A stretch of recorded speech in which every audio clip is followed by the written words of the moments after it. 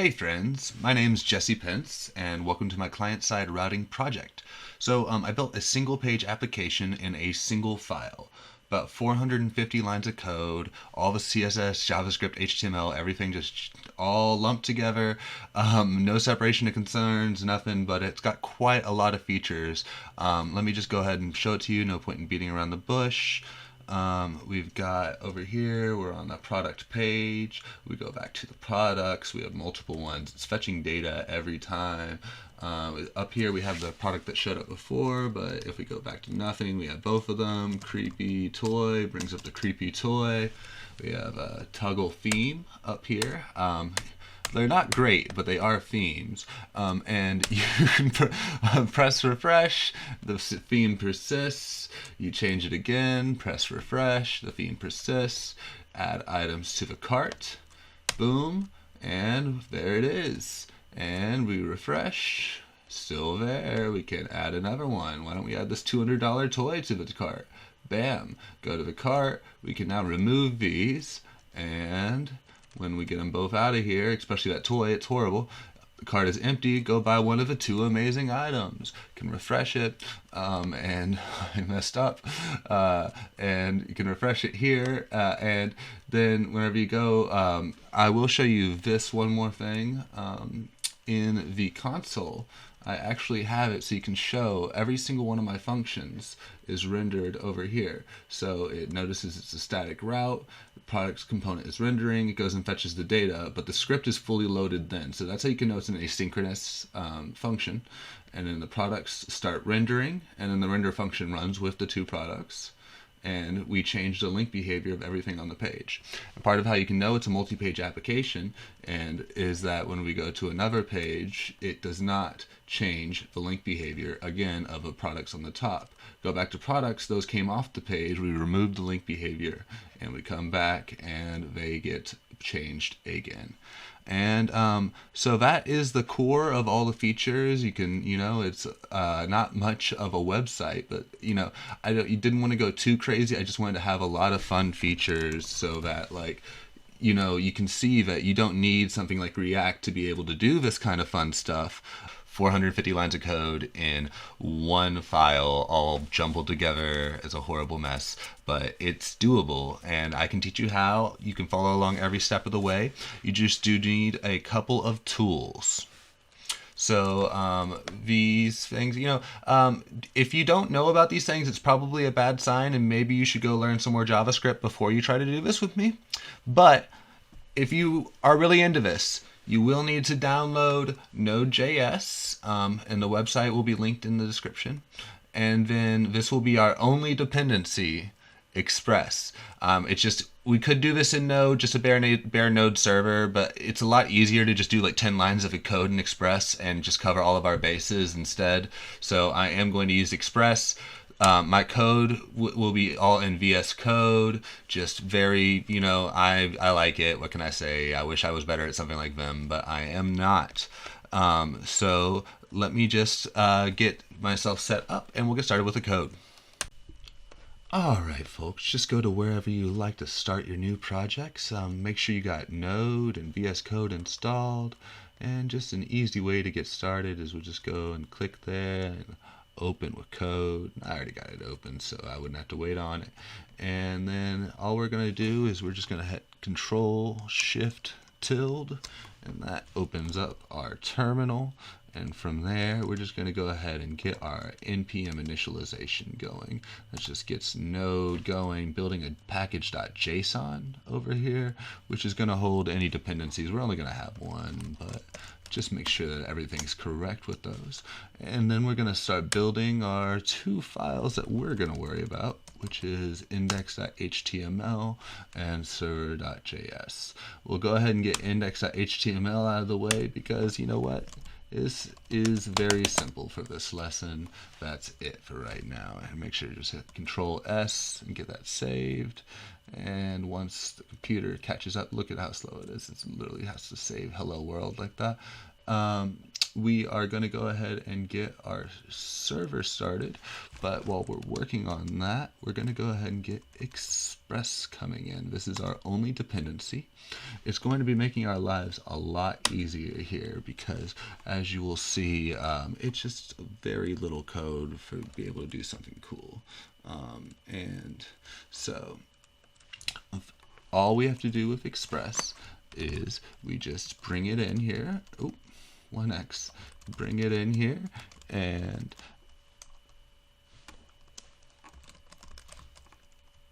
next we're going to initialize it. That just gets it going, ready to do other things. We don't need it to do much though, you'll see.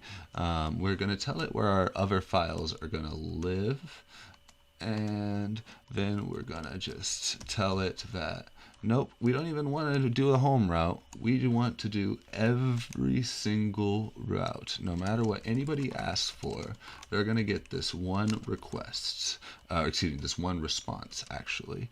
We don't even worry about that, what they're requesting. They're going to get this. We're going to send them this file, and it's not quite Copilot. It is their name, and we're going to just keep the index.html right here. And then from there, that is everything, literally. We just start the server. We're going to be starting it on port 3000 because that's what all the cool kids do these days, or, 5173, whatever.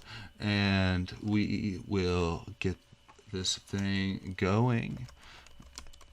And I like to do this because, sometimes if I haven't had my coffee yet or whatever, I forget exactly how these things work. So I'll just tell myself, hey buddy, it's okay. You just press control and click, and it's going to send you over here. Everything's good. And as you can see, that is it. We are literally done. We have about, 9? Yeah, 9 lines of code, and that is all we need to get a server going and client-side route everything. And you saw the app that we're working with earlier. I mean, it is an app. It just it's not the prettiest app, but it is an app. And this is the only thing we need the server to do. We want to make sure that whenever we do some different routes, like you saw I was doing with different product pages, we need to make sure that the server is not going to interfere as we try to do that. Now, we're just going to press Control S again. We have the server and the index both done here. We're going to go down here and tell it, node, go ahead and get this server going. And once it wakes up, it's going to go ahead and have that. We can press Control click, and it's going to open up in our browser. Oh, that's hilarious. I forgot to type one letter, and it is right here. It is not that one, it's that one, obviously. That is a classic programming mistake, and I think it's funny. I caught it live. So here's the problem. Node is still only doing that one thing. We actually have to start it over because we have such a boring thing going on here. But once it gets started, hello world, everything is good to go here. Hey guys, sorry for the jump cut there, but I just realized that I forgot to show off what was cool about what we just did. So everything's still the same here, but we go back to our website and we can literally put anything here. Well, we still have to put the website in, but after that, it literally doesn't matter what we put in here. And so that's the whole thing. With these two files, we have to figure out what we're going to be able to do and how to make a whole website out of that. And you saw it had several features, and it's just 450 more lines of code right here. And all three of those styles too. I mean, they're not good, but there are multiple styles. All right, that's all for this lesson. I'll see you guys. All right, guys, chapter 4, state management. Now, state is one of those things that gets explained very poorly very often, so I'm going to try to keep this very simple. Every web page is made up of data. If any of that data can change, then it has state. And that means that it has variances. It can be offered in multiple ways.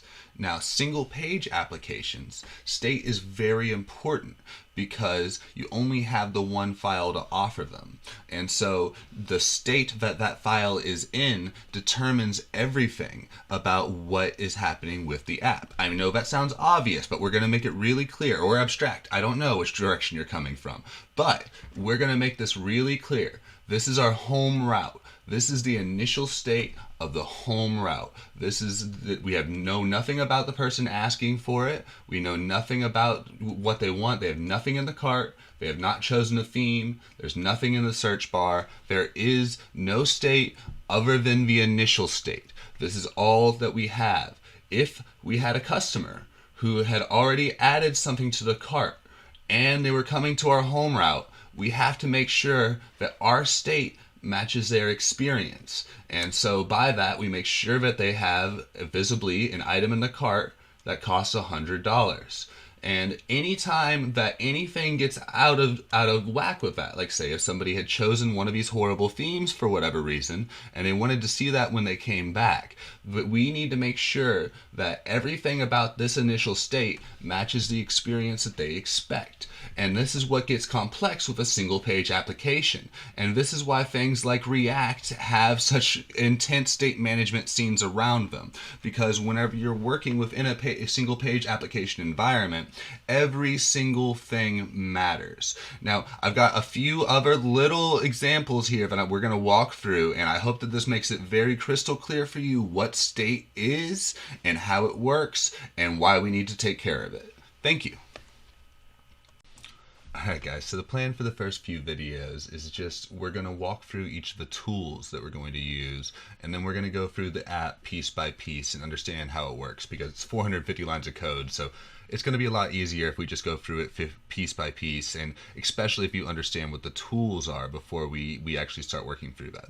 And the most important tool is state management. There's a reason that we're starting with this, because this is all important in a single page application.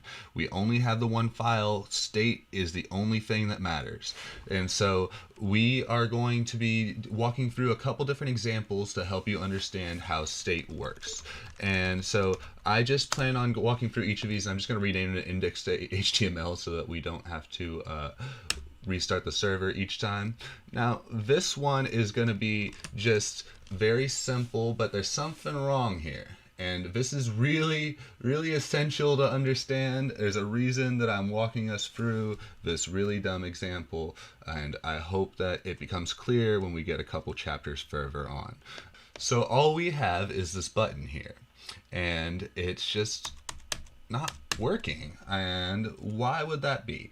Now, if you know anything about JavaScript, you should understand this is coming before the body, and the browser is coming through and trying to parse this, and as soon as it gets to the script, what it does is it stops everything, and it tries to parse the script, and then the script's telling it, hey, go check out this app and this button, and then the browser's like, bro, those don't exist, okay? I haven't even thought about those things yet. And so it's really essential to understand that the browser parses everything and the JavaScript's going to come first. So how do we fix that? Well, there's not really that hard way of fixing that, and that is we just move the script down. And if there's anything that's going to be really difficult or hard for the browser to parse through, especially if you have asynchronous stuff, async is a great thing to throw here. I usually just throw defer on there, and it's never gone wrong for me. I would love for somebody to correct me in the comments. I would love to know when is a bad time to use defer. Please give me some examples, because I have not found any online.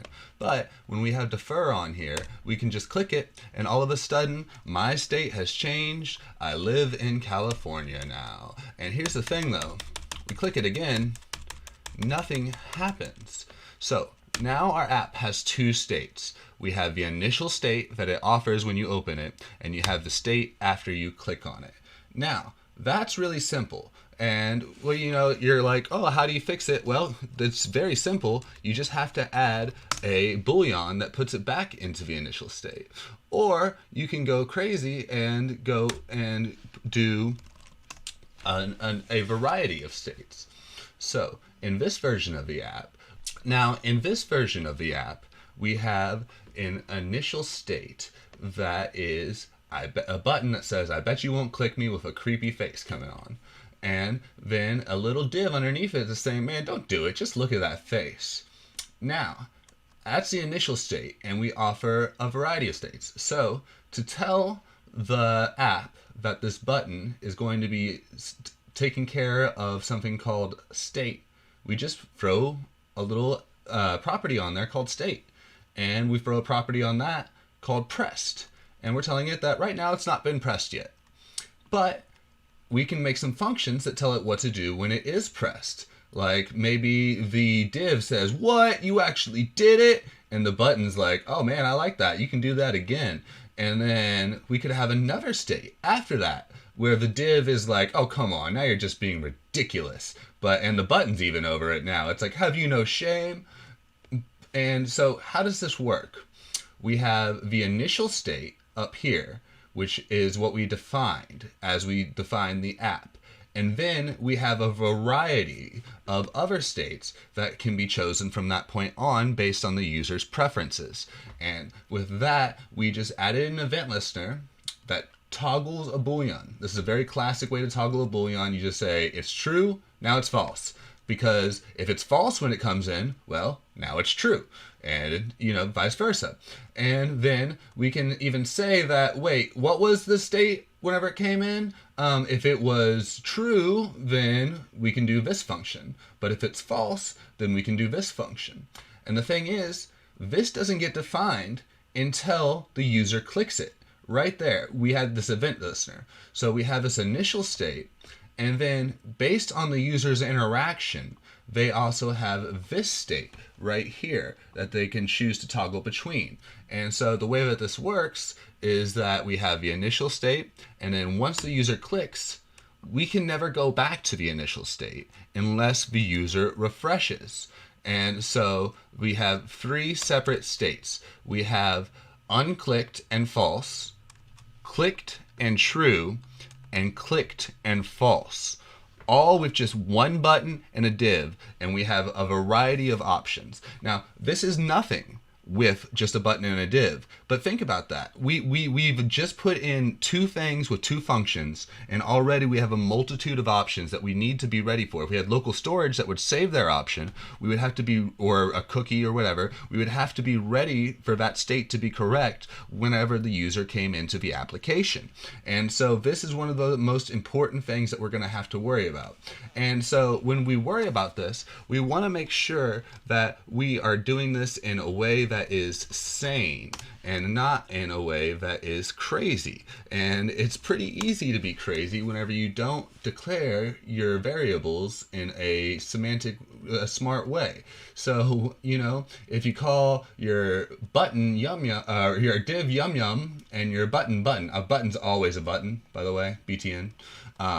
But if you can call it bing bong, zip zap, dibble doobie, and that's the thing, it doesn't matter, but just imagine when you have an entire app, what are you going to do whenever you're looking in your console log, and instead of what we currently have, which is a state of pressed as false or a state of pressed as true, what we would have for this now is a state of dibble doobie, which is true. So when you're trying to debug your app, what does dibble doobie mean? None of us know. And so this is why it's important to name your variables in a smart manner whenever you're doing an application like this, because you're going to have global variables. It's going to happen, and you need to take care of them, and you need to keep track of them. And the only person who helps you in this is you. And that's just my small rant at the end of this episode. All right, folks, Chapter 5, the browser object. Now, what is the browser object? It's just your browser. It's what you're in right now. And that can be broken down into just something that's a little bit more simple than me saying that. But it's just a way for the browser to see itself, basically, and then tell the JavaScript or whatever is parsing what's in the browser what's going on inside of the browser. And so we have these APIs that we can use to work with what's in the browser. And some of these objects are, they're just all objects inside of each other. Once you learn enough about JavaScript, you'll understand that everything is an object in one way or another. But the window is the global object. And then underneath of it, you have things like the location object. And the location object is your URL or whatever is in the address bar at the time. And then the history object is whatever pages you've been to, the stack of pages that you have recently been to, so that whenever you press the back or forwards button like this, you can see that I have been to my own page many, many times, like a self-obsessed person. And so that's in the history object. You got the navigator object. That's just the browser, what kind of browser it is. You know, Mozilla, Chrome, etc. And then the screen's just how big your monitor is, period. And so these are just reliable things that we can use to be able to have some idea of what's going on in the browser and then be able to use that in our code. And so whenever you only have one file and you want to be able to serve different URLs, then things like the location object are important. And if you want people to be able to use the back and forwards buttons, then the history object is extremely important. So we'll be diving into those. We're just going to do a brief dive into the location object first, and I'll get to the code right now. Alright guys, it's going to be a short video this time because I just want you to get an idea of what the browser object model is, because it's going to be extremely important. We're going to be using it throughout the rest of this. So what we have is our normal folders, just the same server.js as we've had, and index.html has changed just a little bit. It's the same silly title, but down here we have the button now says click me to see your current path. We'll talk about what that means in a second. And then the div's just waiting to be able for us to fill it in. And down here we have the window object right here. We have our app and our button. We're just targeting those so we can fill it in. And then we have our window object. We have the location object inside of it. And then from there we are going to be accessing the path name. And we're just going to be calling it path.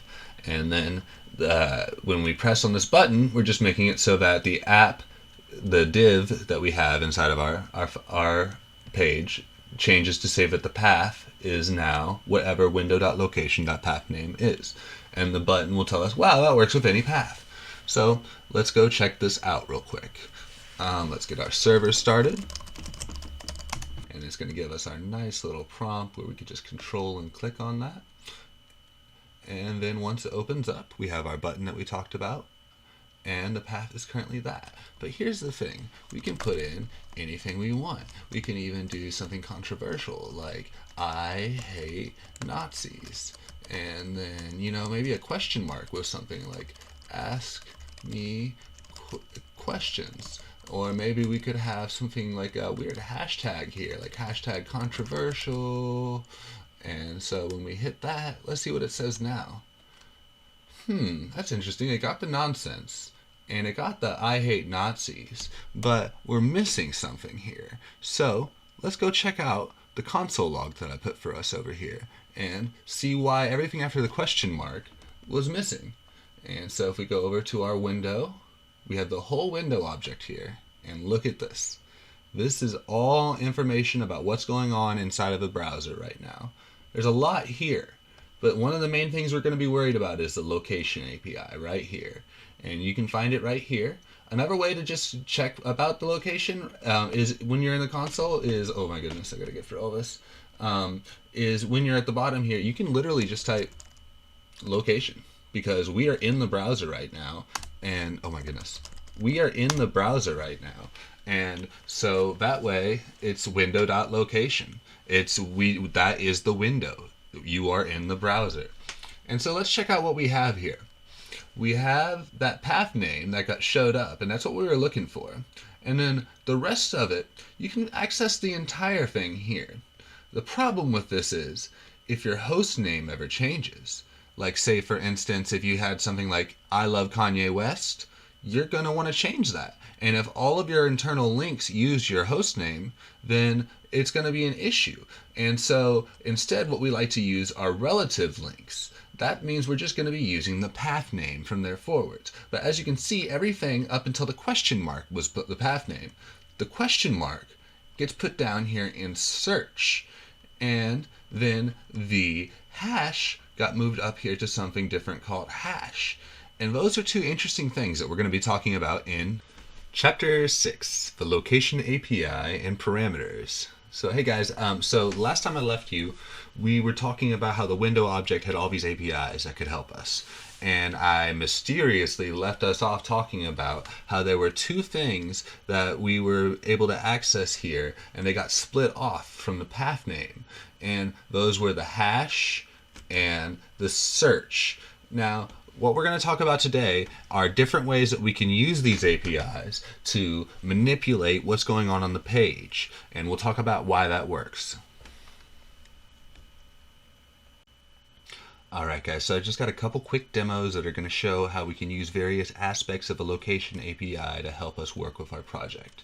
So what we're seeing here is the same old server that we had, and then we've got these demos here. Just ignore the folders at the top. Those are just so the demos will work on my Astro website. Astro's really cool.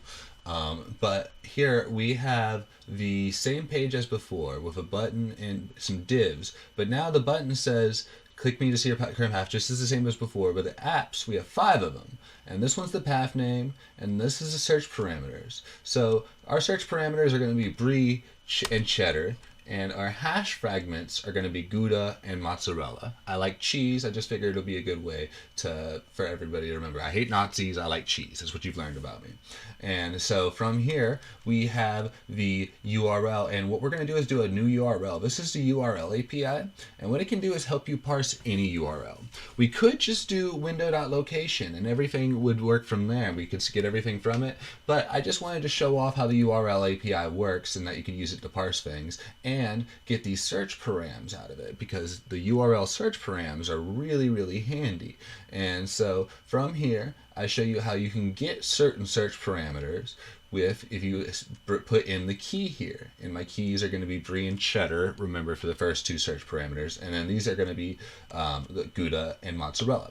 And from here, I'm going to console log the URL that I made, and then I'm also going to console log the location.search, so you can see why I like the URL better.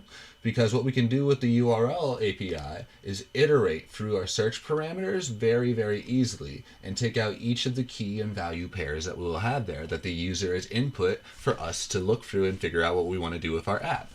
And then also, if you want to skip making the URL like that, what you can do is actually just take the search parameters out. If that's all you're worried about, then you can just go straight to the location API, tell it that it has these search parameters, and then just make some search parameters out of it. It's super duper easy. And then from there, you can work from a key value pair of what you have in the URL there. So up here, if we have click me to see your current path, if we refresh, it's actually going to have, you gotta be kidding me. I forgot to start the node server.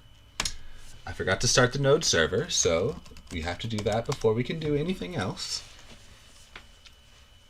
And then from there, if we click on the bare path name, we're going to have nothing here. And so we will have a path name, but everything else is going to be undefined.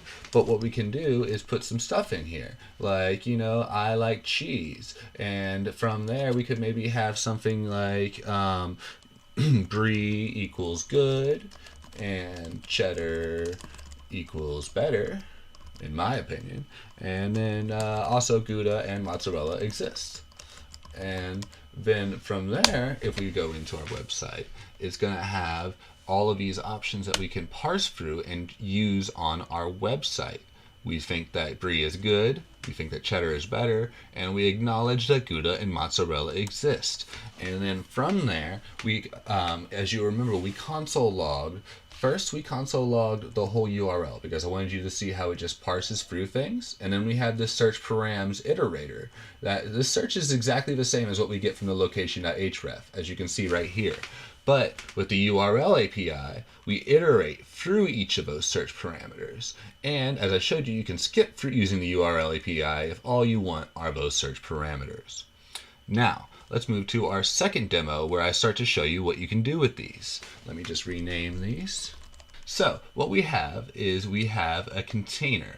and it's just going to be a 90 view height, 50 view width. So each of these are going to take up most of the screen, and we're going to scroll around the screen really smoothly. And down here we have two of those containers. We have one with the ID of container 1, and underneath of it we have a link to a hash of container 2. Interestingly, underneath of it we have a container with the ID of container 2. And underneath of that we have a link to go to container number 1. And finally we have a btn that gives us a hint of the future. Alright, we're not going to focus on that too much, but I do want to point out down here we have the button, the two containers, and then the button will put two random colors in there. And so these are going to be the parameters that we're worried about here, color 1 and color 2. And that function that we have puts these into the website. So we take the new URL search params that we just talked about. We're going to get these two keys as we iterate through the search parameters, and we're going to take the container number 1 and we're going to change the background color to the color number 1. Container number 2's background color will be container number 2, and then we'll run this function. And then we're going to do some other stuff, which we'll talk about next time. So over here we're going to have I like cheese, and we're going to throw in these parameters that we have. And then for the first one I'm going to put just 00F, and that should be blue. And then the other one we'll do red, F00. And whenever we load this up, it's going to be like this. But interestingly, what if we were to put container 2 right there? It scrolls down for us. And if we hit this link, which we know responds to container number 1, ta-da! Now, really quickly, we're going to play with this button and see that everything on the page is changing, and most interestingly we can iterate through them, and every single one will be exactly the same way that the user expects them to be as we go through them. We'll talk about how we did that in chapter 7, the history API. So in the last chapter we learned about the location API, parameters, and we learned about how what was in the URL we could use it to manipulate what was on the page. And then at the end we pressed the button, which dynamically put new things into the URL, which we could use to change the things on the page. Now, as we all know, as we learned in chapter 3 about state management, the state of a single page application is going to live entirely within the browser, within the single run. And so we have to use what we have and keep it running, and we want to make sure that we don't have an interrupted experience for the user. And the best way that we can do that is by dynamically manipulating the URL in the address bar, and the history API gives us that ability.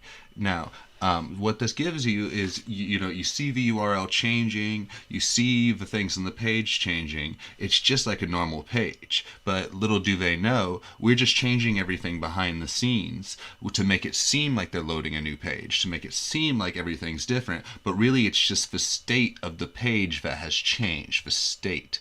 Okay, so we're going to get into the code, and we're just going to talk about this real quick, another quick video. Here we go.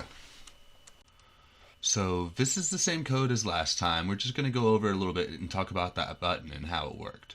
And so remember in chapter 3 we talked about state management. We talked about how we had to name everything really carefully, because there's not actually a thing called state in JavaScript. We just kind of name things and then keep track of it. And so, but there is a couple things like the history API. They just named it in a way that was smart, and everything is based around the idea of a state object. And so what that is, it's right here. We're not really using it too much here in our app. We could be using a lot to store a lot more information, but we're not going to have that complex of an app. So this and the title, this is deprecated. You don't have to worry about really either of these too much whenever you're building an app like this. All we're doing is manipulating the URL. That's the last argument in the push state method. Okay, and so the push state method is what we're going to be using in our router. It's going to be the most important method that we're going to be taking care of. But there are 3 methods involved in the history API. The other 2 methods, and the other one that's most important that we're going to talk about is the pop state method. So pop state is just whenever the user presses back or forwards in their browser. And so we need to listen for that. And the problem is as we talked about, the browser loads things asynchronously, and the JavaScript and the DOM don't always load at the same time. That's why I had the broken button in chapter 3. So in this chapter, we have to learn about how the window object has this load property. And what that means is everything's done. It's loaded. Everything is loaded into the DOM. You know for a fact that whatever you try to do at that point is going to work because everything has been loaded. When I first started, I tried to do DOM content loaded, but that's not everything. That doesn't include the JavaScript parsing. So you have to do the load event. And so what you want to do is once it's all loaded in, then you place your listener for the pop state, because it doesn't happen until late. And once that actually happens, then we're going to run our color check function. So whenever the page loads in, we run the color check function then, and which is just checking the URL and checking what colors we have in the URL. And then after it's loaded in, we check to make sure that the user hasn't pressed any back or forward, so that we can change the colors to match the URL again. Because it's not actually loading a page with those colors. We're just checking the URL and making sure that our content matches the user's expected experience by matching the state. And so we're going to check out how that works really quickly over here in the browser. There is one more method that I want to mention before I get too far in, and it's the replace state method. We're not going to be using it, but the way it works is that if you don't want the user to be able to press the back button and to access that state again, you can replace it in the URL with something else. So the way it works is that there's a stack of things. As you browse, you keep adding to this stack, and what we're doing with the push state method is we're putting it on top of the stack, and the pop state method is checking to see if anything comes off of the stack or gets put back on whenever you press forwards. And then what replace state method does is it just takes that piece of the stack and puts something else there entirely, so that if you have something like a page with a user authentication or something important, and it's hard to keep these things safe in a single page application, and that's where the replace state method comes in. Okay, so let's go ahead and test the button out one more time just to talk about how it works. Okay, so we have our two containers here, as we did just like the last time. And as you remember, we can press this to go through the hashes. And then this is what we're really focusing on, is that we can randomize the colors. And we're using that push state method every time we press this button. And it pushes a new state of 2 new random colors into the stack. And as you saw, we talked about, we can go back and forwards through this stack that we're building. And then once again, the most important part about this is we're not refreshing the page. So if we had anything important, like the cart, if we were trying to save that in some sort of internal cache instead of doing a local storage, that would all still be saved. And that's what's important, because you want to make sure that the state is maintained as you go through. You don't want to completely destroy and rebuild the DOM. And so we're going to talk more about local storage and saving pieces of state in local storage, because it's just easy to do that way. And we'll talk about that in Chapter 8, the Web Storage API. Hey guys, so we are getting there, I promise. This is the last tool we're going to talk about before we actually start building our app. But this one's just going to make our life a lot easier, because as we saw with our other things, our state lived in the browser. So if somebody closed the browser, boom, everything's gone. In terms of all we have is the URL. So they can go back to that same website, but for things like the cart and their theme selection, we need to leverage an additional API for those things. And for that, we're going to use the web storage API. And we are going to use local storage for ours. And essentially, it's just very easy, really. They make it really, really nice and simple. And so we're just going to check out this code real quick, and then I'll show you how it works. So we have the same thing that we've been doing before. Everything's the same except for our index.html is just a little bit different. We're only going to have one of these containers this time, and it's exactly the same, but we're going to do a little color picker. These HTML5 inputs are really awesome. Literally, all you have to do is do input type color, and you're going to see how cool it is. So we're just going to have this, and it's just going to let's say, hey, this container is going to remember your color, even if you close the browser. And the way the script's going to work is we're going to grab that container, and we're going to have a color picker. That's our input that we made earlier. We're going to see if there is a color in local storage, and that's if anybody's been to our website before. And if there is one, then we're going to go ahead and set that container to that color. And we're going to say that the color picker value is now that color, so that it's automatically that way whenever they press into it. And then we're going to put a little event listener into that input, and in that, every time that it changes, we want to take that target value, and we want to take that and we want to make that into the background color of the container, and then we want to save it as the favorite color in the local storage. That's all. It's just about 10 lines of script, and that's all it takes to save your favorite color. So let's see how this works. Let's go ahead and load it up. We got to get our server started before I forget again.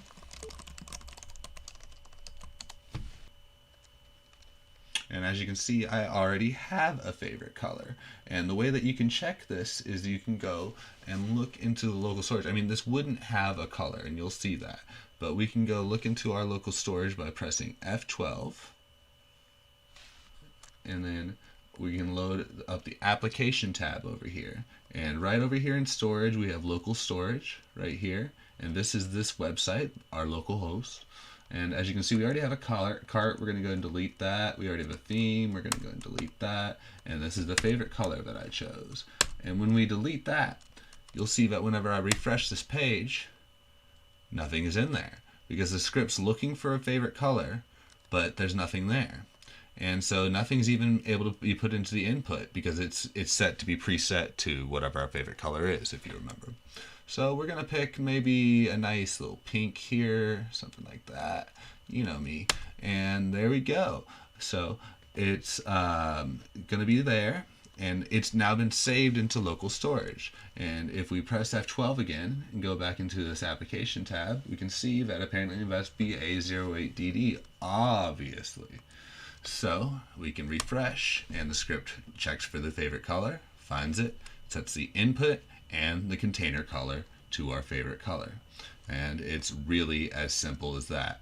You can set it and you can get it. Set it, get it, key name, and then you give it a value. And in this case, it's just a string, which is the target value coming from there. But you can put an object in here, as we will later with the cart.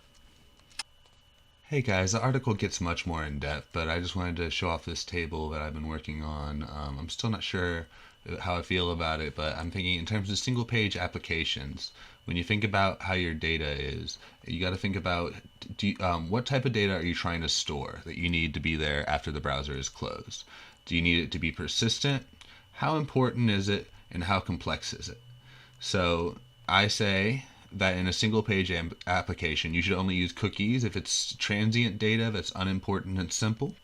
You should only use HTTP only cookies if it's transient data that's important and simple, like an authorization. And then session storage is not much use for, in my opinion, in a single page application. Maybe breadcrumbs if you're coming from another page or something. And transient, unimportant, complex data, there's not a lot of that. And then for us, we need a cart to be persistent, but it's unimportant and it's simple. If it was more important and complex, we might think about using the IndexedDB web API. And I'm still not super happy with this. I'm working on it. We'll see. Chapter 9, planning our app. We're finally there. I promise. We're going to actually start building after this chapter. I just want to go back and think about everything that we've learned so far, and we're going to review how it could help us, and then we're going to talk about how we're going to use it in our application. So First off, we learned about state management, and that should speak for itself. We learned about how everything is dependent upon state. Whenever you only have a single page to offer, you need to make sure that you're offering whatever slice of that state that they're asking for. And then we learned about the browser object, and we learned about how the browser object and the window object, the browser object is just your browser, the window object is whatever window you are using within the browser at that time, and it offers you various APIs, such as the location API, which we learned about next, which is how you can read the URL that is in the web page, and you can find out what the user is asking for at that time. And then we learned about the history API, where we learned how we can manipulate that URL and act like we are pushing them to a different state, even though they only ask for the one URL at the beginning. We don't have to refresh the page or anything. We can just push the state on and change the URL, and so that even if they refresh the page on that URL, it's going to be exactly the same thing as they're experiencing. And then we learned about how if they close that page and they had something in the cart or something, we're going to look at that more in a moment, in the next chapter actually.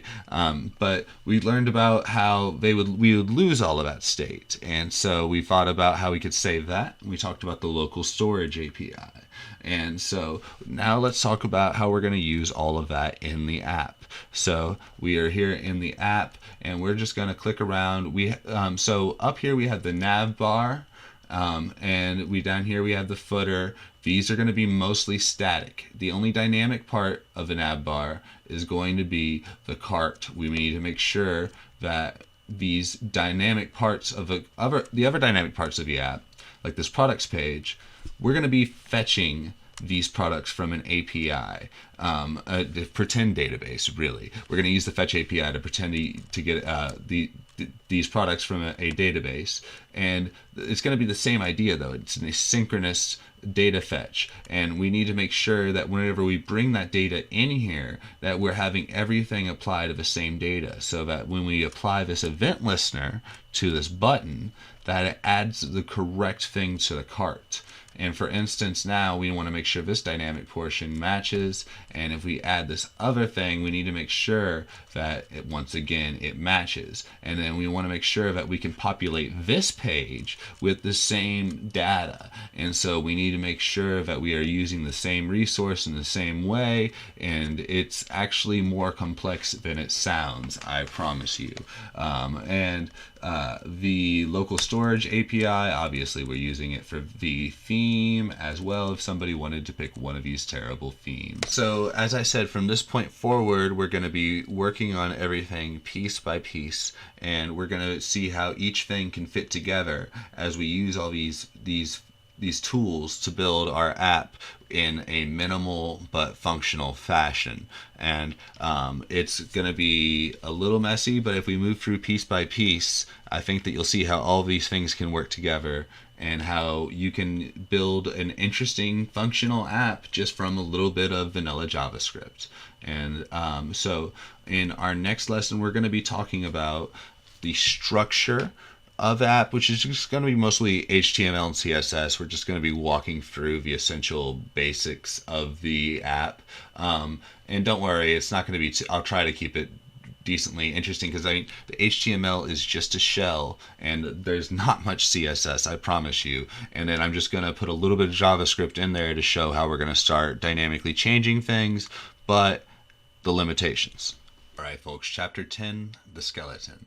All right, I talked enough at last episode. This episode's going to be all code, so let's go ahead and jump right into it. We're going to build up the beginning of our index HTML.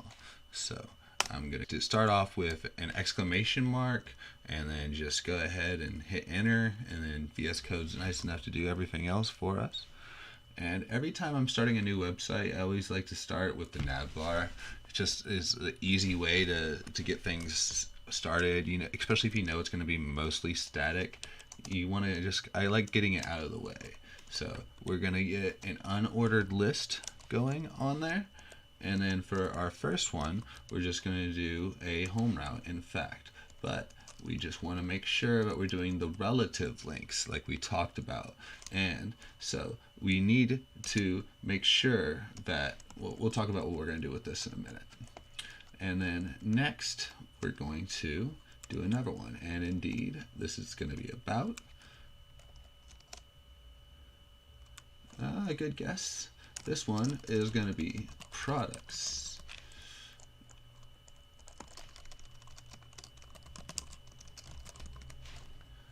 And we'll go ahead and close that guy out. And then we're going to have another one.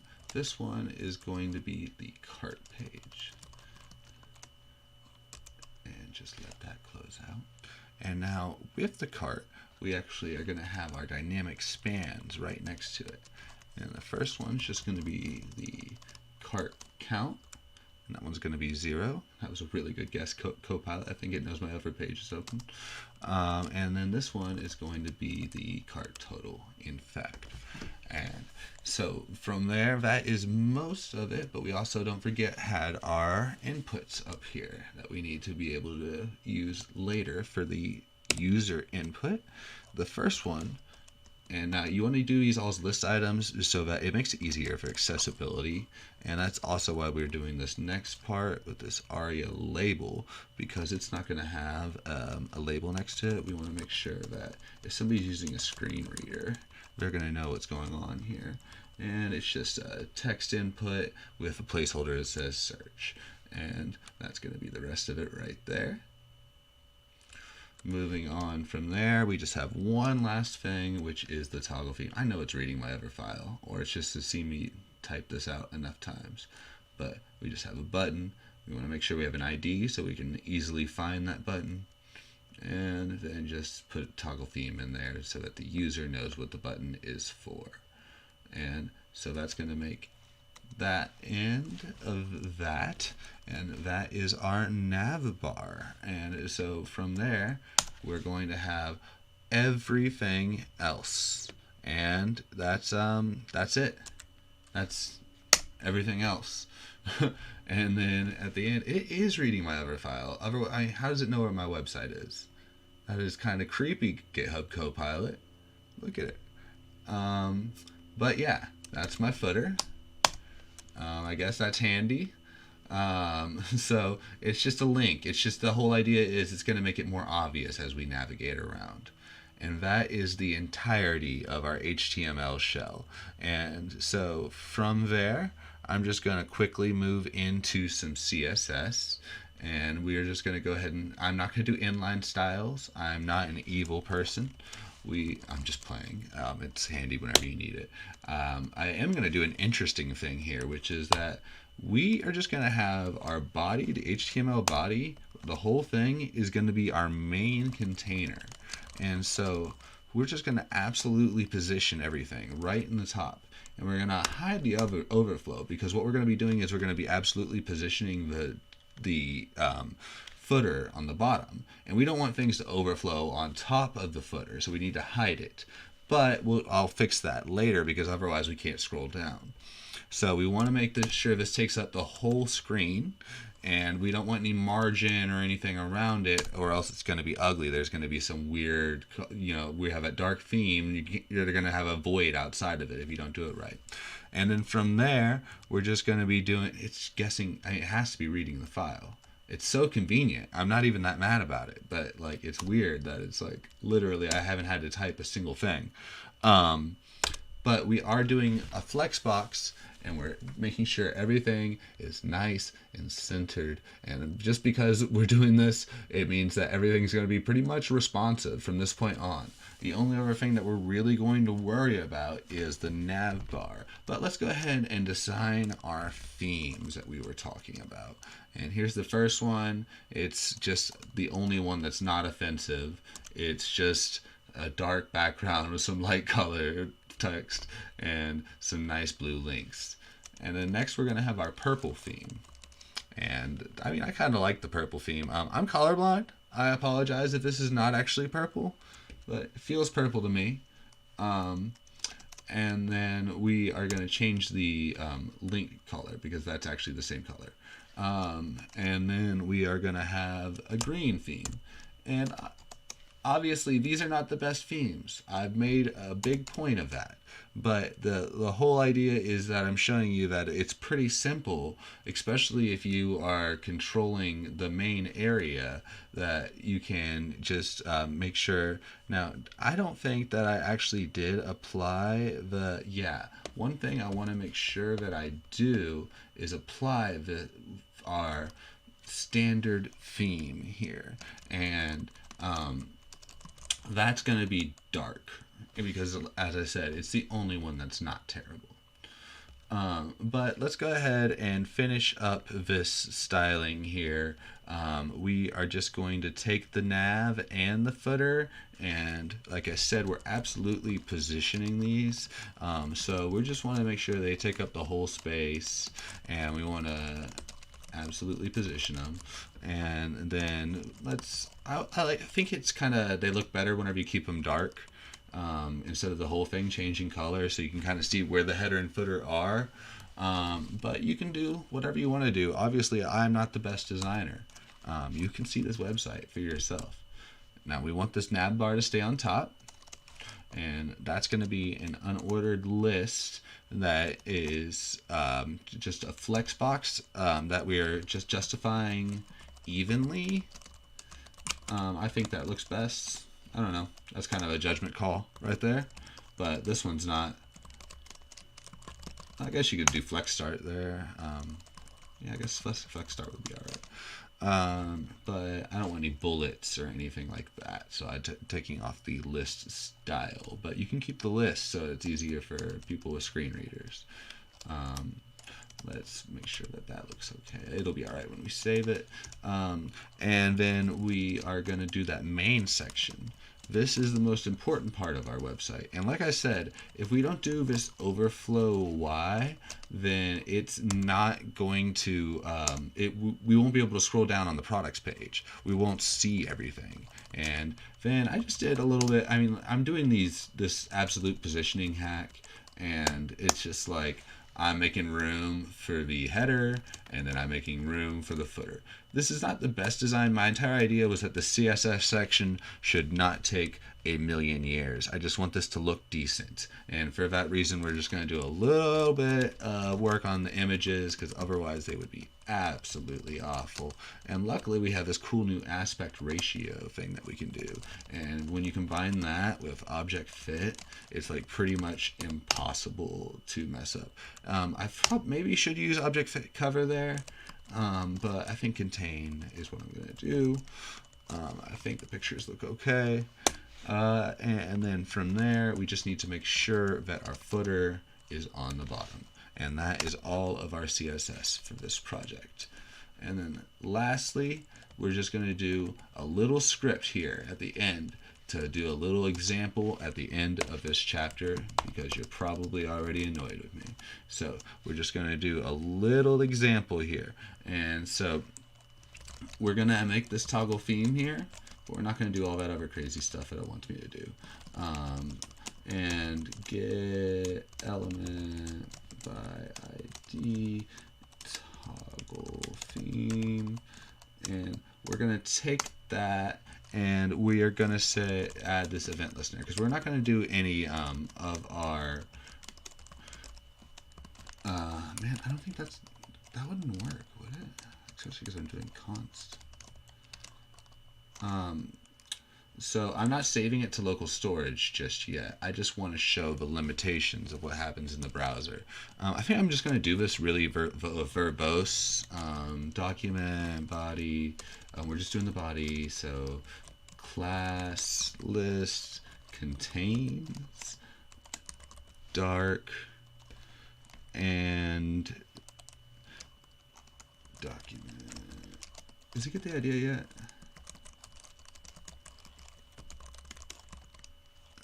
Move, and then so we're going to take off the dark, and then for that, yeah, there you go, buddy.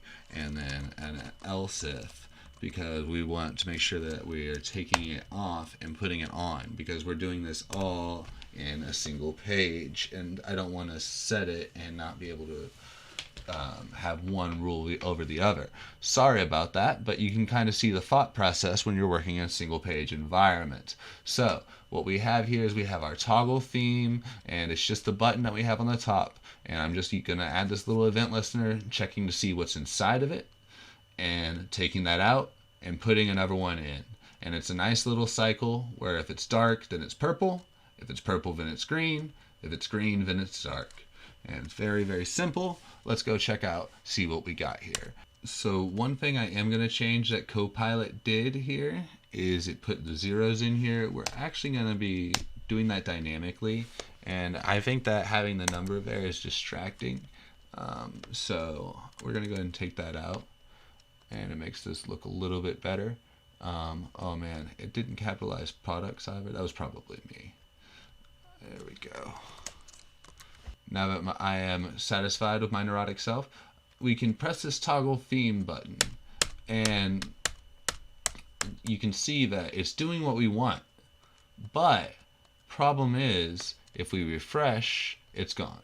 And even if we press one of these buttons, look at that weird flash. Wasn't that strange? Oh, that's right. We haven't changed the link behavior. And so every single time it is destroying the DOM and building it back from the beginning. And as you remember, we set the dark theme as this initial state of the app. And so if the user changes that and we don't save it, then we lose that state that they are asking for. And we need to make sure that we fix that in the next few chapters. The main important thing that we're going to fix in the next chapter is this internal navigation behavior. We want to make up a class, some sort of way of changing these links where they don't refresh the entire page. We just want to take the URL that they lead to, put it in the address bar, and then load what they would get if they were to hit enter in the address bar, like this. So, except there would be a cart page. So, that's what we're going to be tackling next time as we build our router. Things are happening. Chapter 11, the router, the link, and the routes. So we saw in our last chapter when we built all of our HTML and CSS that every time we clicked on a link inside of our page, it completely destroyed the DOM, lost all of our state, built the DOM all to get back together again from the initial state. So if we want to find a way to preserve our state, other than the fact that we're using local storage later, we could just store it all inside of memory by using this client-side routing system that we're about to build. We're going to have three main components that we're going to be using for that. The first is the routes configuration. That's really the most important one because it contains all of our templates, or at least it will match all of the URLs that we're expecting to a particular template that we will be building later. And then we have a router, which looks inside of that routes configuration object, and it looks to see whatever URL is either provided to it by the URL whenever they're initially loading the page, whenever somebody initially loads into the app. And it's going to try to match that to a route in the routes configuration object and then render that template found inside. Or it could also come from our link object, our link component that we're going to be building later, which is going to check inside of our internal links that we designate with a link class. And it's going to look for the href attribute inside of each anchor tag. And it's going to take that href and then push that into the router, which will look for a match inside of the routes configuration object, look for a template within it, and then attempt to render it. So, join me as we begin to code this. We are going to start off at the top by defining some global variables. Okay, so we're here inside of the same folder where we have been. Server is exactly the same. We still have our very verbose and ugly toggle theme version that this isn't going to change until we get to our local storage chapter. But we're going to keep this variable, and then we're going to add a couple others. One, the most important here, is main, which is going to just be checking for this main area up here, which we gave a class for whatever reason. We could have just used the tag, but it is what it is. And we're going to be looking for that by doing a query selector. And since we have the class, we may as well use it. And then also we have to designate which links we're going to be using for our internal navigation. Now, we didn't do this in the last chapter, but what we're going to be doing is we're going to be designating a link class. And that is going to be the important thing here. All of these need internal links are going to be needed. And that's the important thing. All of these internal links are going to be designated with this link class. And that is going to be the thing that tells us, hey, don't actually load an entire new page for this. Instead, I want you to go into this router component that we make later and take out the href that we find right here, and we're going to make a push it into there and use our router component to render it to the page. So all of our internal links now have the new class, but our footer that still leads to a different web page, and that is the key because we don't want that to be an internal link.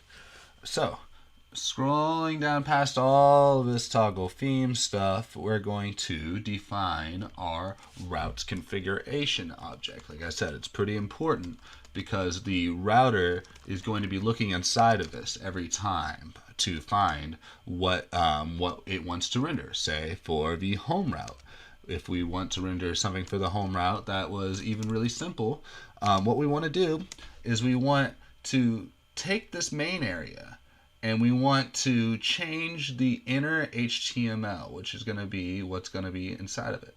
And what do we want to change the inner HTML to? I mean, nothing that exciting. We're just going to be changing it to main.inner HTML. Yeah, I like that, Copilot. That's exactly what we're going to be doing for now, because we're going to be doing all of our big components in the next chapter. It's going to take 15 minutes probably. We just want to get this out of the way first. So here we're going to be doing a very simple about, simple products page, and a simple cart page. And that's it for now. We're going to be doing our dynamic product pages later, but that's going to be it for now with our routes configuration object. And now let's just have a router, which takes in a potential path, not a potential, a potential path. And we see if the routes configuration object has that potential path.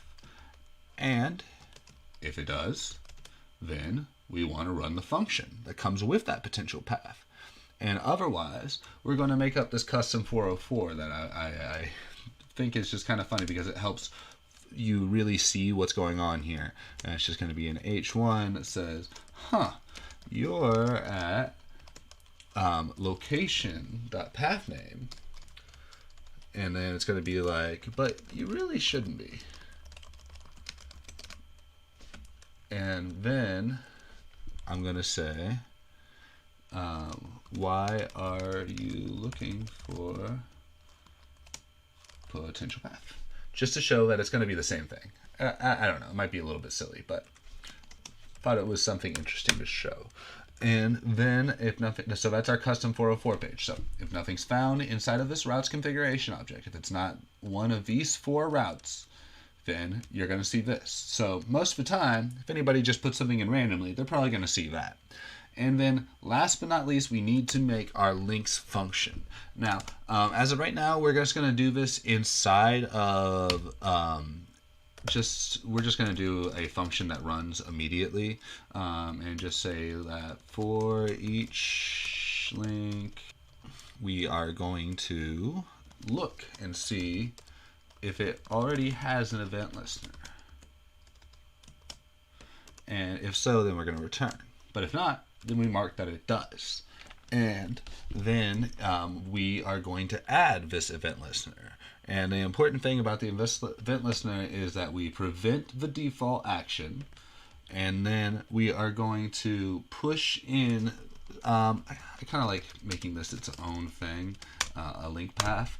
And then here we are going to, bam, change that to link path, and then run the router with that link path. And that is going to adapt and take all of our custom links and it will make it so that it runs the router with the path that is in the href attribute, which we mentioned earlier right here. And that pretty much does it. We just need to make sure we do one last thing afterwards, which is we need to actually run the router whenever somebody actually loads into the page. So to do that, we just want to run it with the URL that they're asking for, which we can find by going into the location object and asking for what path name they're doing. Because we know that the rest of it, the host, the domain, is going to be our website. And then one last thing is we want to check to make sure that we have the pop state. But one thing with pop state is that it happens relatively late into the loading process. And so one thing that I like to do to make sure that you never have any errors here is to wait until everything else is loaded. And then once everything else is loaded, then you run your function, which is a event listener for pop state that runs the router with whatever URL comes out of a pop state. And with that, we have our client-side routing solution. So let's run our server and see what we get. I got it over here and I've already got it loaded up. And as you can see, we can now toggle the theme and then load around, and everything works exactly the way it is supposed to do. We just don't have a very exciting web page yet, but we have full client-side routing capabilities. In the next chapter, from here, where we are going to actually make every component here. Don't worry, they're not that intense, so that shouldn't take too long for things like home and about. But the products page is going to take a moment, and then we have to make, so we have to create a data loading solution to go to a database and find our products. And then we have to make it so that each products page will load the correct information for each product. And then in the next chapter, we will create a cart, and we will make it so that whenever the user refreshes, the theme selection stays and the cart will be the same. Chapter 12, Nested and Dynamic Routes. Look at this, 2 Jessies. I was having issues. I just kept typing this out and I didn't want to do multiple takes. So I'm going to be typing over there and talking right here. So this chapter, we are going to be covering nested and dynamic routes, and this is to be covering our products. We are now creating a variable to put our products in. It's just going to be an empty objects at first. And then we're creating this database function to go and fetch the products from a database, which is just going to be a JSON file in our public folder that we just created up there. But it's not going to be anything too exciting. It's just 2 silly little products in an array of in an object, and that is what the data is. So the data is going to return an object with some products, and then we're going to make this function, the get products function, to go and find those objects, and then we are going to take the objects, and we're checking to see if there is any length in the object at first, to see if we have filled this object already, and then we can just return those products, because we know we're always going to have the same 2 products. If we wanted to check the amount that we had in stock or anything, we would run this every time we purchased or something, but we're not worried about that. We just want to await the database, because as we know, asynchronous functions always need to await something, and then we just return the products. So I'm just going to go back through here and show you that we have that we need to make some new routes. So our new routes are going to need to make some new inner HTML. So you see how we repeat that every time? I just want to simplify this and show that these are just going to be pairing together a path and a component. It's just going to be an array with these objects in it, which are going to contain a path and a component pair. And so the first part's path, second part's component, and we haven't created these yet. We're about to create them in just a moment. I'm just doing this a little bit out of order because I argued with myself about the best order, but I figured it'd be best to get this out of the way at first. So as you can see, we're just going to be creating the path and creating the component that is going to go to it. And there's just going to be a few, one for all of the products, one for each product. And then lastly, we're going to have this cart component. This cart component is going to be just a little bit different because we're not going to finish creating it in this chapter, because that's going to wait until we do the local storage chapter, because we're already doing quite a bit of markup in this chapter. So we're just going to do the same thing, but we're just going to run this render function, which is going to just be doing that main inner HTML thing that we were doing earlier. I believe that we're about to make that right now, actually. So here's going to be the render function. And render function is just going to take in a component as an argument. You saw how we just find all of those components that are going to be going to each route. And then we're just going to replace the inner HTML with that component. And then we're going to run this link finder function, which is right below here. So we just need to turn this into a repeatable function that we can keep doing.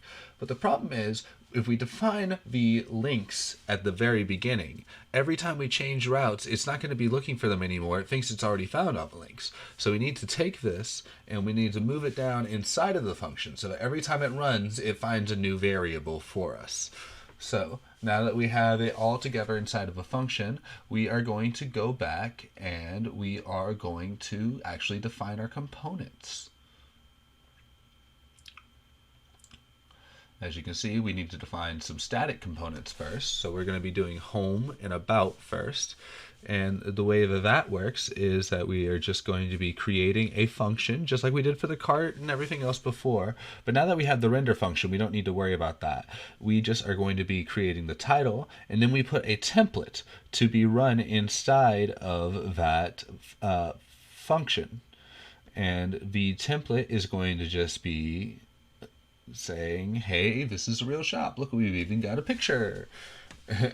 And then, if I can ever type it correctly, we go underneath and we put in the source. And the source of this picture I'm going to put right over here in a moment. And that will tell you where I got this silly picture of a maybe not actually open shop front, but it was the picture I chose. Next, we're going to make our other static component, which is just going to be the about page. This is just going to change the title, once again, to about, the title of the page, and then we're going to run the render function again. And this one's just going to be a paragraph with some text. And this text is not going to say much, just going to say, hey, it's the about page.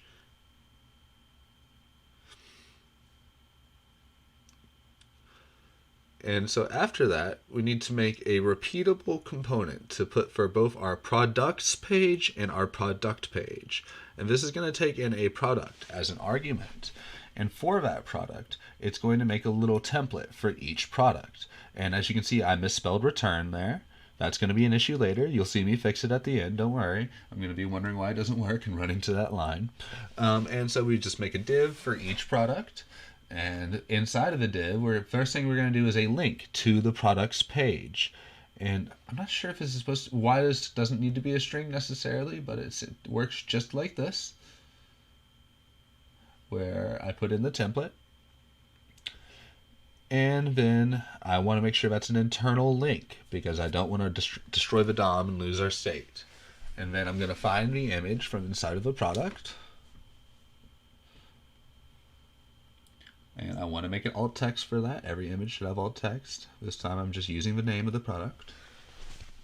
Then we close we need to make the, close the image, yep, and then make the title of the product, which is an H2 tag because there's already going to be a title of the page above it from the component. And then we close our link. Next we need to, and this is me getting annoyed about not having Copilot because Copilot would have guessed this by now, but Copilot kept guessing the wrong thing. So this is why I ended up doing this like this, because I'd done like 2 takes with Copilot guessing the wrong thing, and I got really annoyed. But as you can see, we're just making the description and the price. And then here I remember that I want to put a $sign in front of price at the last second. I'm like, oh yeah, let's go back there, why not? And then I am going to put a button here. Now, we're not going to worry about the button functionality in this chapter because we've already done enough in this chapter. But this is going to be the button where it has the product's ID to make sure that we add the right product to the cart. And then we close the button out. And that's going to be the product component. So next we make a products page with these product components. And the way that that works is we don't even need to take them in as an argument, because it's going to be taking all of our products in. And so the way that we do is we just change the title like we did for the static pages. But because this is going to be asynchronous, because we are going to need to wait on this. Yeah, I don't think that needs to be constant, buddy. We already defined it, didn't we? Yeah, getting there. And there I remembered that I had already defined it. So we take the products and we await the getProducts function to define it. Because remember, it returns products at the end and it defines it. And then so we put the products HTML as an object. We are taking the values out of the object, and then we're mapping through them. We're finding each product, and we want to render the product component with each one of those products. And then we want to join it together with an empty string, because we don't want anything in between it. We could do something like, a blank, like a line or something like that. But then we just render the product HTML. And then we want to do a product component for each product. A product page, rather, which takes in the ID. And then we are going to, by this point, we should have the products cached. In the final demo, I have it say that, oh, the products are already cached, we don't have to worry about this. And then we just are defining the product by looking through the products and making sure that the ID matches the number, which is going to be, we're going to be defining that by the URL that's coming in. And it's just the last part of the path name. That's how we're doing the dynamic route here. We're not worrying about it too much. We just know it's going to be a string that's we're going to turn into a number. We don't have to worry about it beyond that. And then we change the page name, just like we have every other time, to the product's name this time. And here, this is something that's going to give me an issue, because I haven't been worrying about the search yet. So I try to change the search value ahead of time to the product's name. You'll see I fix that at the end. And then this just renders the product, and if not, we render the 404 page. It's this double coverage on the 404 page. I was having some weird edge cases where it didn't find it, like pretended it found the product, but then didn't render the 404. I don't know what that was. So now we're going to do the 404 page. The 404 page is just going to be checking to see if it does have that ID argument, and it has the ID argument. That means that it was trying to render a dynamic route, but it didn't find the ID. And so the way that that's going to work is it's just going to be a 404 page saying we don't have that product.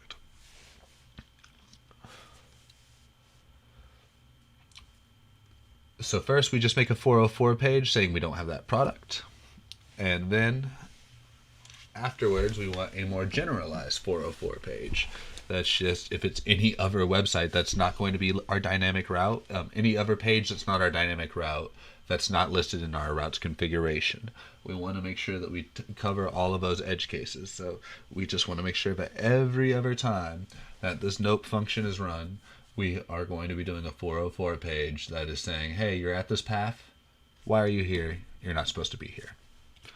And like, our internal links don't lead there. You're just fishing around. And so that is that. That's our 404. So last but not least, we are going to be wanting to change our router function. And I just completely demolish it, and we start anew. First thing we want to do is define our dynamic route. And then once we have our dynamic route defined, we want to check the path that we are bringing in, and we're going to split it by every time we see the slash. And then that's going to give us our entire path name. And then we're checking to see if this is this dynamic route that we just defined. So I'm not wanting to do regex. I didn't want to do regex because I don't want to confuse anybody, and regex is confusing no matter what.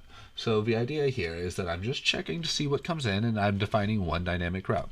And you could do this, you could do multiple. You could define an array of dynamic routes and then just check to see if this is listed in the dynamic routes the same way we're checking the entire routes array. It's the exact same idea. And so here we just say that, okay, it's going to be an ID. That's going to be the third part of the path that's coming in, because it starts from 0, 0, 1, 2. And then we are going to run the product page with that ID. Otherwise, we're just going to do the same thing that we always have been, which is we're looking inside of this route's configuration, and then we're going to run the if the route.path is in there, if we have something with that path that the person is trying to bring in, the potential path, then we are going to run the component that we defined inside of it earlier. There's a component function defined for each one. Otherwise, we run that nope function, which is our 404 function. And then this is going to be pretty much it. Our products page is almost working. Everything's almost working except for products, and I'm mad. I'm like, what's going on here? What is this error? I click down here, and I'm realizing it's on this line, and I'm like, what could it possibly be? Oh, I misspelled return. And then one letter later, as enraging as that may be, ta-da, the products page works. But then the product page doesn't work, and you get to see me try to figure this out. I go up to the product page, and I'm like, wait, oh, the search value, that's what the issue is. So if you get rid of that, I see that it works. But I'm like, I might as well show that it works with the search value as well if you define it. So I go up, and I realize that I haven't defined a global variable yet. So I go ahead and I do that. And I'm thinking that I already had it, and for some reason I think that it's capitalized. So I go and I look for this query selector, which is going to be, it's uncapitalized here, and then I make, I can't explain myself. I wish that I could. So here we make the class, and we make it capitalized. And then we're like, okay, let's scroll around for a second and get confused. And then for whatever reason, decide to go back and, okay, fine, let's capitalize it. And so now everything works. And when you load the product page, it loads up, as you can see, the product's name in the search bar.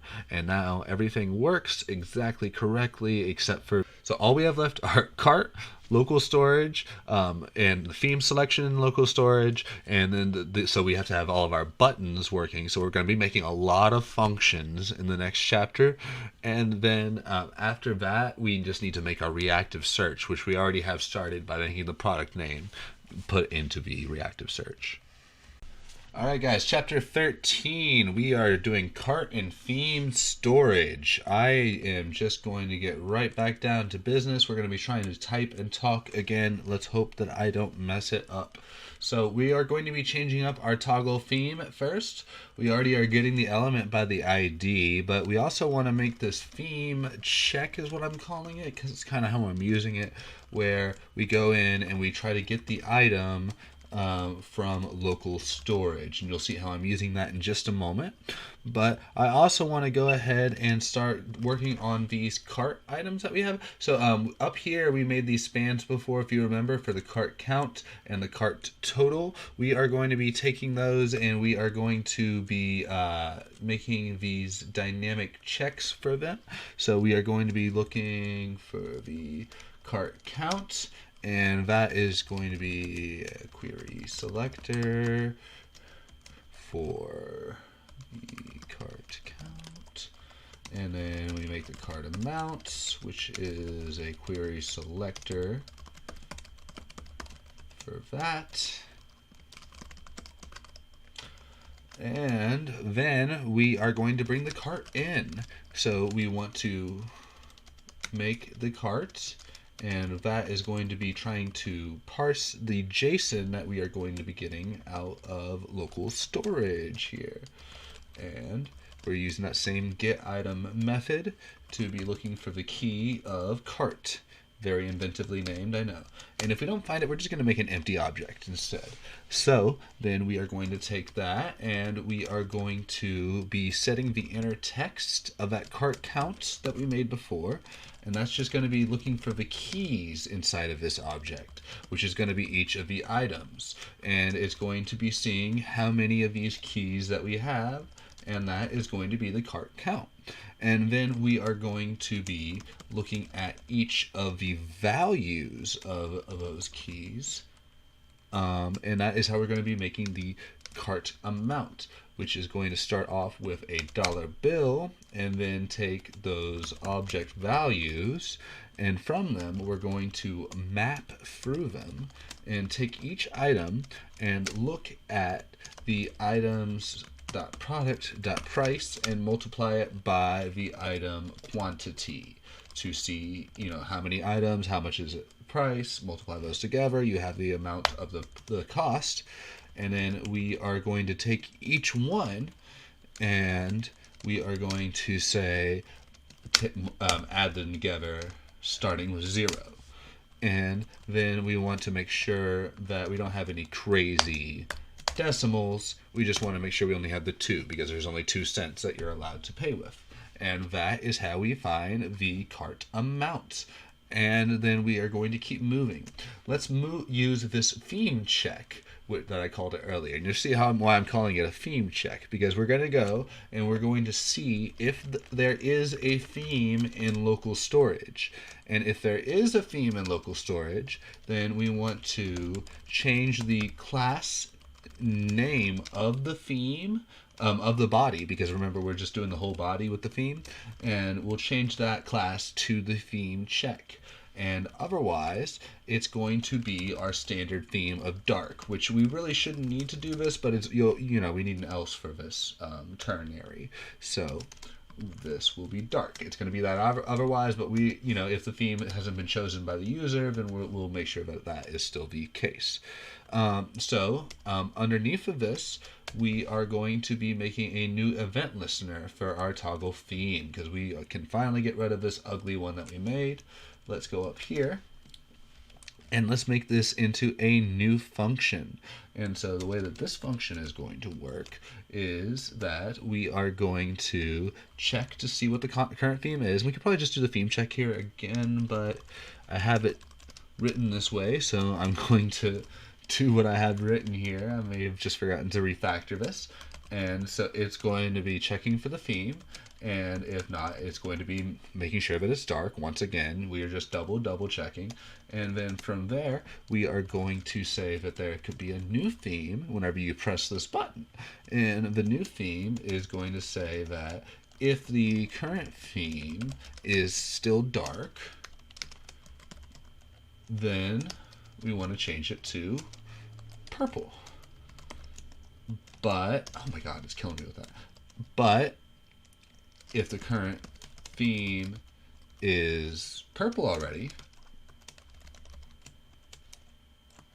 then we want to change it to green. And then if all else fails, it's just going to be dark. And so then that's going to be our new toggle theme function. But we want to make sure that afterwards we are setting the local storage. And so the way we do that is just going to be setting the key of theme to the value of the new theme, which is going to be whatever we just defined up above.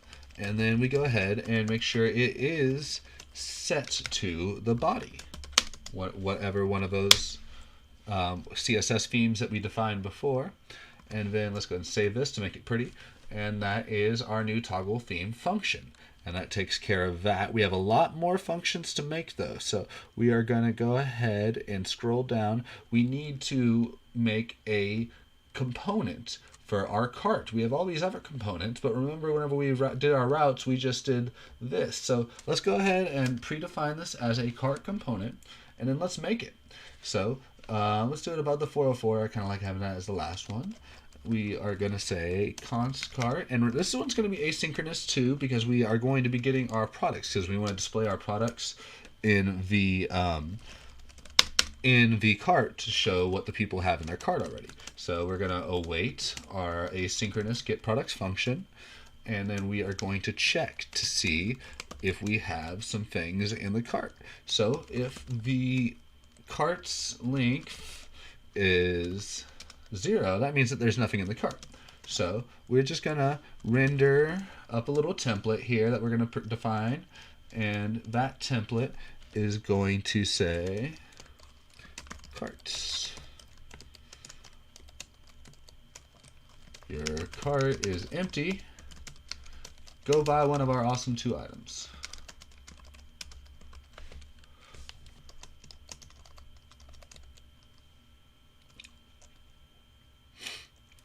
Otherwise, that means that there is something in the cart. So we want to check what those things are.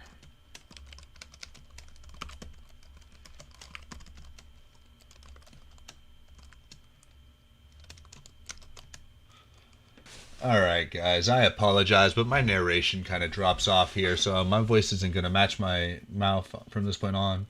What we're doing here is we're looking inside the cart, then looking to find which products are in the cart by mapping through it, and then looking to see which IDs match the products that we have from the get products function.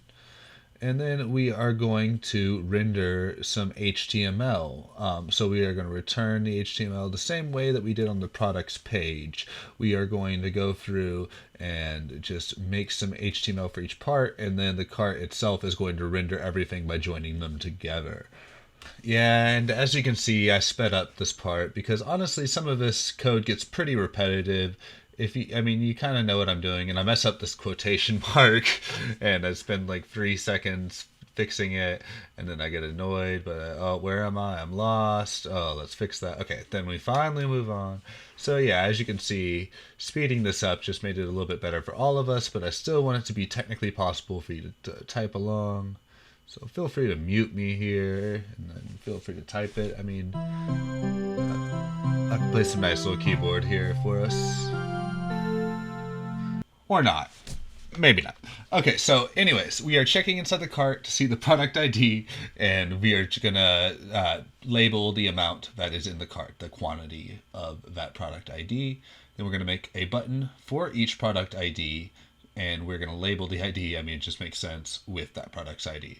And then from there, we just want to put a label, a quotation mark issues yet again. And then we want to make sure that we have the label button properly labeled so you know what it does. Close the button out, close the div out, and then that's the HTML for each one. We want to make sure we close out the literal as well with that tick. And then from there, we want to go underneath and actually render that. And so we are going to go through and render an H1 that says where you are. And what I should have actually done a document.title here as well as saying you're on the cart page. I think I forgot to do that. And then we go and we are going to join all of these cart items together the same way we did on the product page. And then run our remove button finder. And that is the cart page. But so we have to do this button finder function on each of our product pages. And this is going to make it so that our cart actually works. The buttons were not doing anything beforehand. This is going to make them actually work, but we actually need to create these functions. And as you can see, these functions are going to be pretty similar. So we need to make an add to cart function to actually put onto the buttons. And that just looks to see if the product is already in the cart. And if it is, then it's just going to increment the quantity upwards. And otherwise, if it's not in the cart yet, then we are going to create an item for that cart's product ID, for that product ID in the cart. And we're going to say the quantity is now 1 because it's obviously not in the cart yet. And then we want to put the product in there. And I forgot to put the comma in there. Went back and fixed that. And then underneath that, we are going to make sure that we set the cart in the local storage. So we look for the key, and we just stringify the data we just created. And then we alert the user, let them know, hey, we just added this product to your cart. The button worked, yay! And then we update all of the HTML on the page, all of the dynamic HTML that we have here, which I realized after I typed all of this over and over, I should have probably put into a function that did it for me, but it was too late.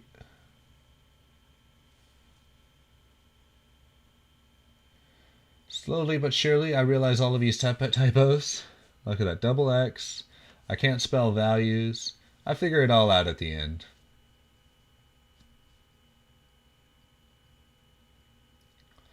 And so this is just another different way of doing the cart amount. It's a little bit more explicit. I probably should have done it that way on the top too.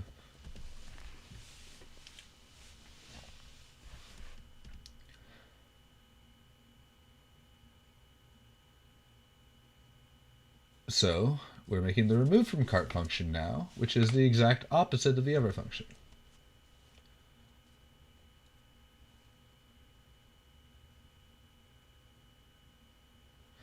It just decrements the quantity if it's already in there. And then it's going to check to make sure that that quantity is not now 0 after it decrements it. And if that's the case, we need to get it out of a cart entirely. All you gotta do is just delete it. That word does exactly what you think it does. And then from there, we want to update our local storage, make sure it says what we have here.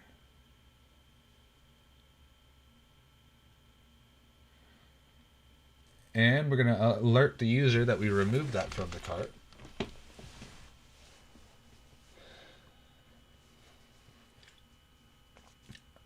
And finally, we are going to re-render the cart and do all of this exciting HTML stuff. It's really, really fun watching me type this. Let me tell you what. At least I spelled text right that time. But then I'm like, oh, let's copy and paste all this. And finally figured that out.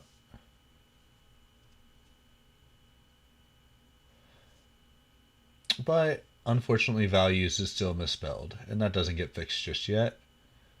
And so we need to make our finder functions. These are going to run when we render the product component. The button finder add is going to be on the product component and the products component. And it's just going to go through, look, and find every one of these buttons that are labeled with the add to cart class. And it's going to check to see if it already has an event listener.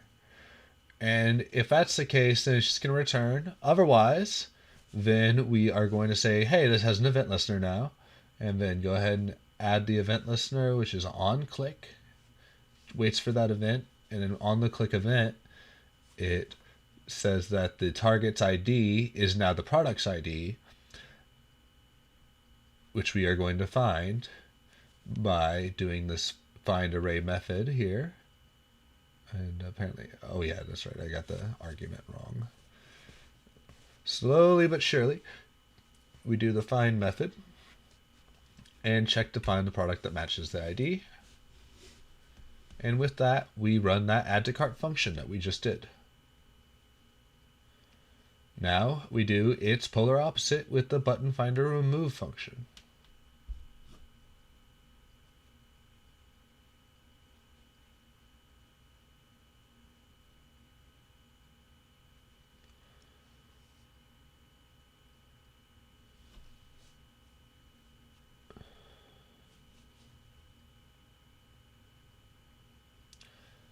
And I would almost skip through this, but I want you to see me typing it. It's the exact opposite of the other one in that it's just looking for, well, I mean, really it does the exact same thing. It's just what function it runs when it finds these buttons that have those IDs. The problem is, I guess I could make a function that took an ID as an argument and then returned. I mean, I think you're doing repetitive code either way. So it's just a matter of, you think something that does two different things that very similarly. There's a lot of repeated code here. And it's part of why I sped it up. I feel like this could be refactored, but I've already spent enough time on this project. It's doing the exact same thing, as you can see, looking for the product, matches the ID of the target, and then now we're doing the remove from cart function with the product instead. And then that is everything. And as you can see, I am glad to be done. I click on it and I'm like, no, it's not working. And I bring up the console. I see, okay, that's easy. I just did object.key instead of object keys. So we find that. And S. And I'm like, that's got to do it, right? Okay. Oh, what? The button. And my brain's slowly processing this error. I cut out about 45 seconds of me clicking back and forth before I finally see that I misspelled object.values. And then I'm like, wait, but it's spelled right there. And then I realize that I look at the line and I see, oh wait, it's the other one. Boop. And you can see my face gradually becoming less angry, but still slightly annoyed at myself. But now, as you can see, everything works perfectly. The amounts are all correct. And the numbers are all correct. You remove it, everything's perfect. And that's this lesson. All right, chapter 14. This is reactive search. I apologize, I'm sick. And my brain isn't working right. I accidentally deleted the file. It's mostly the same. There may be a few things out of order from the way it was before because I kind of painstakingly was redoing it.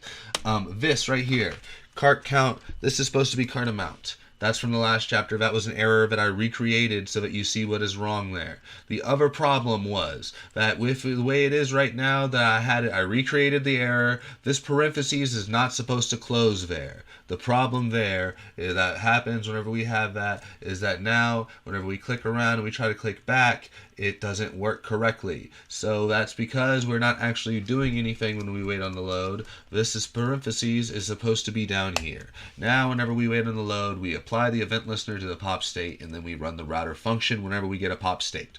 So now whenever we refresh this and we click around and we press the back button, it works correctly. Now we're going to do the last feature. I apologize. I'm very frustrated. I cannot believe I deleted the file. I'm very, very annoyed. But we're going to keep moving. I just want this project to be done. I'm sick. I don't want to be doing this anymore, but I can't have this project half done and move on to other things. It's not the way my personality works. So let's finish it right now. And the way that we're going to be finishing this project up is we see up here, I deleted where we were looking for the search because I'm going to do it now instead, I guess. I don't know why I did that. So instead, we're going to be doing constant search equals dot, and then we are going to be getting this search. It's an ID, I suppose, on this version of it. And as you can see up here, we have input with the ID of search, not capitalized this time. I forgot to change that. I apologize. Make sure it's an ID on yours too, or it won't work. So with search, lowercase, ID, we are going to add an event listener onto it, and that is going to be on the input. So every time that somebody inputs anything into that search input, we're going to run a function called search handler. And we're not going to create that. Well, let's go ahead and make it. Why not? So that's going to be an asynchronous function because it's going to be waiting on our database function that we created before. So the way that the async search handler is going to work is that we're going to be getting our search. I got to turn GitHub Copilot off because it's driving me insane. Okay, constant search value equals search dot value. And that's going to be taking the value out of our search input, and we're just making a variable called search value out of it. And then we're going to push that state up to the URL. The reason why we're doing that is that we want to make sure that this is a link that people can share, because it's not. That's the whole point of a lot of what we're doing, is that making these shareable links. And so now whenever somebody shares this link, it's going to run our search function the same way. It's just going to keep pushing the state on. And so now what we're going to do is get our products, and it's going to be the same way we've been doing it from our get products function. I did something wrong up here. I forgot to close the backtick. All right. And so we move on from there, and we go to, and we are going to create this filtered products. And what that is going to be is, get this, we are filtering our products. We are going to find a product that is the same as the name to lowercase. That includes our search value to lowercase. And the whole reason to make them both as lowercase is so that, they, no matter how they type it in, it's still going to return the same result. And that's going to be our filter function there. And we are going to check it, and if the result of the function length is the same as 0, then we know that no products were found. So we're just going to render up a little template in the main area, and that is going to be in H1 that says products, because we're going to pretend that we're on the products area, and it's going to say actually this one is only going to run in the products area. That's correct. We're going to be doing this in 2 different ways, because I want to show you how this can be done 2 different ways. So this way, it's going to be the only way it's going to run is if we are in the product search route. And so then let's go ahead and close up this one before it gets mad at me again. And then that is all we are going to render, and that is if no products are found. Otherwise, we are going to make the same products HTML the same way we've done before, except we're doing it with our filtered products this time. And we just run our product component with what we find there, and with each one and then we will render it. And then we close that out, and then we want to make sure that our buttons work.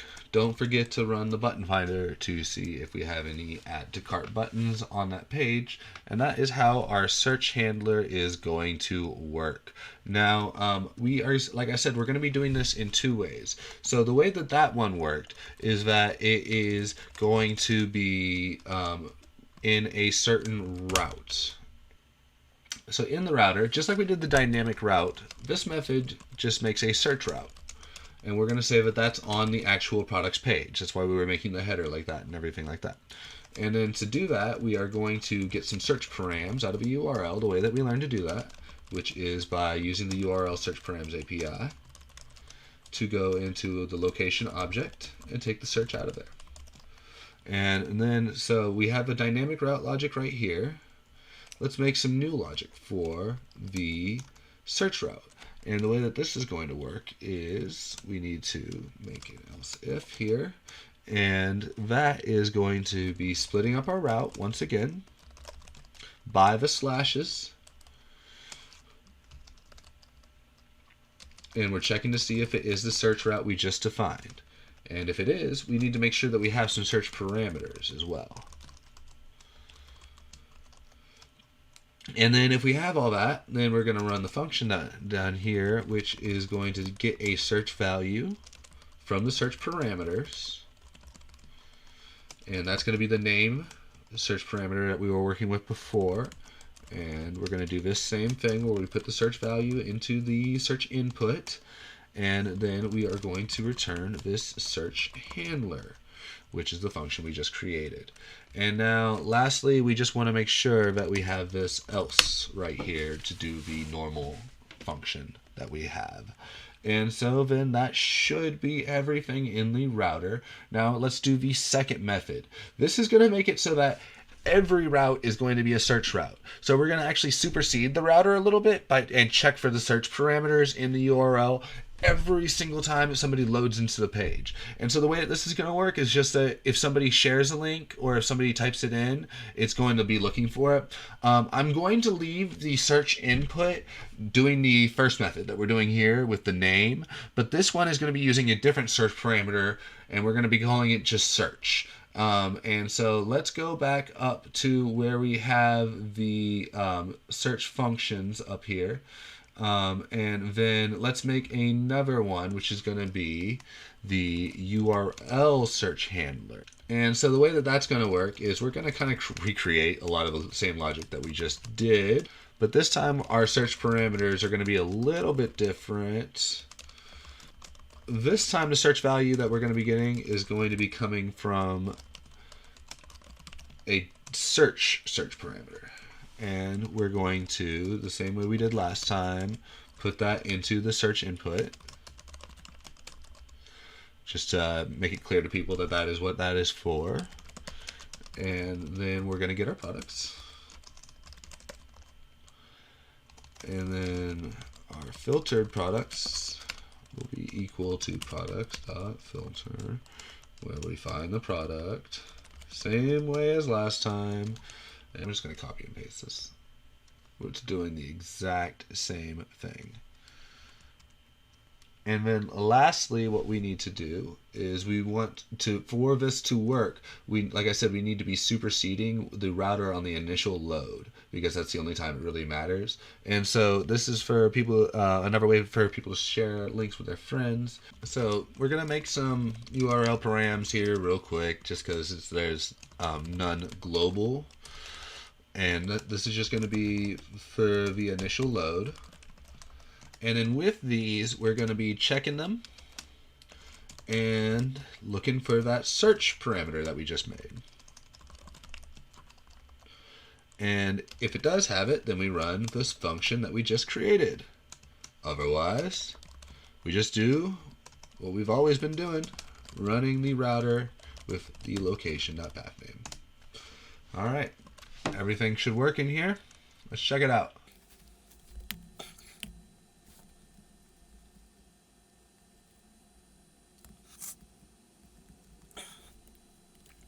Forgot to put the brackets in. Classic mistake for an idiot. All right, let's try again. All right, here we are.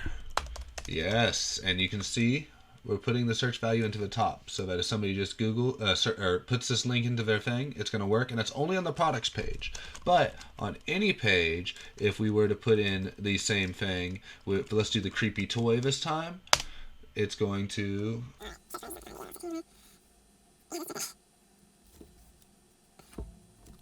misspelled search params.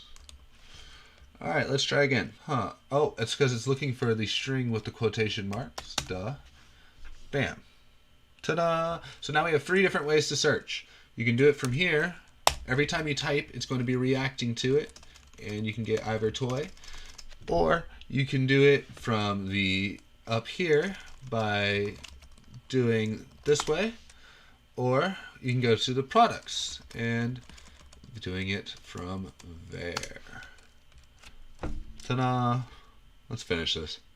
Really here, but I can't actually get any XXS to work the way that you would think it would. So let me know on that. I'm sure this is vulnerable.